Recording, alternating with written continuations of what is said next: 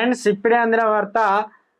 Congress deputy CM బట్టి Vikramarka serious. Congress లో సంచలన నిర్ణయం అంటూ వార్తలు అయితే వినిపిస్తున్నాయి. దీనికి సంబంధించి వివరాలు చెప్పడానికి వీడియో చేయడం జరుగుతుంది. చాలా మంది వీడియో వస్తున్నారు కానీ సబ్స్క్రైబ్ మర్చిపోతున్నారండి. దయచేసి ఛానల్ సబ్స్క్రైబ్ కానీ బెల్ ఐకాన్ ఆల్ పైన ట్యాప్ చేయండి. ఇటువంటి ఇంపార్టెంట్ ఇన్ఫర్మేషన్ మిస్ అవ్వకుండా మీ ఫోన్ నోటిఫికేషన్ రూపంలో వస్తుంది. చాలా మంది మీరు చూస్తున్నారు కానీ లైక్ చేయడం లేదండి. దయచేసి లైక్ చేయండి. ఇన్ఫర్మేషన్ అందరూ మనం రీచ్ చేసిన తర్వాత ఖమ్మం జిల్లా కాంగ్రెస్ లో మరోసారి వర్గ విభేదాలు బగ్గుమన్నాయి. ఈసారి రాజ్యసభ సభ్యురాలు డిప్యూటీ సీఎం బట్టి విక్రమార్క వర్గాల మధ్య విభేదం జరిగింది. ఇక ఈ రోజు నిర్వహించినటువంటి మీటింగ్ లో రేణుకా చౌదరి మాట్లాడుతూ పదవులు కావాలి అని మీటింగ్లకు రారు అంటూ బట్టిని లక్ష్యంగా చేసుకొని కామెంట్ చేశారు. దీంతో బట్టి వర్గీయులు బగ్గుమన్నారు. రేణుకా చౌదరిపై ఆగ్రహం వ్యక్తం చేశారు. మంత్రులు బట్టి, పొంగులేటి, తుమ్మల సమక్షంలోనే ఈ వివాదం జరిగింది.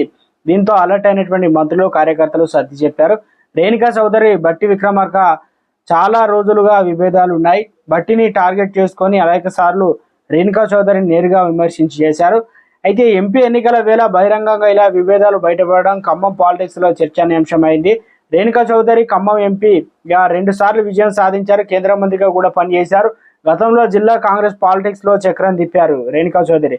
2018లోనూ పోటీ చేసి ఓటమి పాలయ్యారు. ఈసారి కూడా పోటీకి సిద్ధమయ్యారు. కానీ ఎన్నికల షెడ్యూల్కు ముందు ఆమెకు రాజ్యసభ అవకాశం ఇచ్చింది కాంగ్రెస్ పార్టీ. ఆమెను ఖమ్మం పాలిటిక్స్ నుంచి దూరం చేసేందుకు కొందరు ముఖ్య నేతలు కూడా ఇలా చక్రం తిప్పారన్న ప్రచారం కూడా ఉంది. అయితే రాజ్యసభ సభ్యురాలుగా ఎన్నికైన తర్వాత రేణుకా చౌదరి ఖమ్మం పాలిటిక్స్ నుంచి దూరం కాలేదు.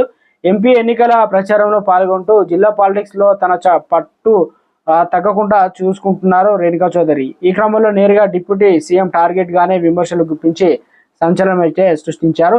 ఇక మొత్తానికైతే 2 వర్గాల మధ్య బగ్గుమన్నది. ఇక ఈ రకంగా మాట్లాడడం, ఎవర్రా నువ్వను ఈ రకంగా కొన్ని సంభాషణలు మాట్లాడడం, ఇక పదవులు కావాలి కానీ మీటింగ్ లో పాల్గొన అనకపోవడం బట్టి విక్రమార్కగా అలిచేరులకు బగ్గుమన్నారు. ఒకసారిగా రసాబసాగా మారింది.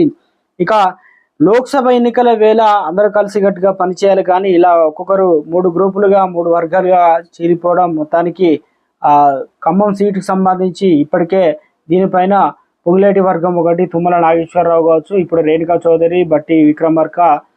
సో ఈ రకంగా ఉండడంతో గెలుపు కష్టమవుతుందని మొత్తానికి ఇక్కడ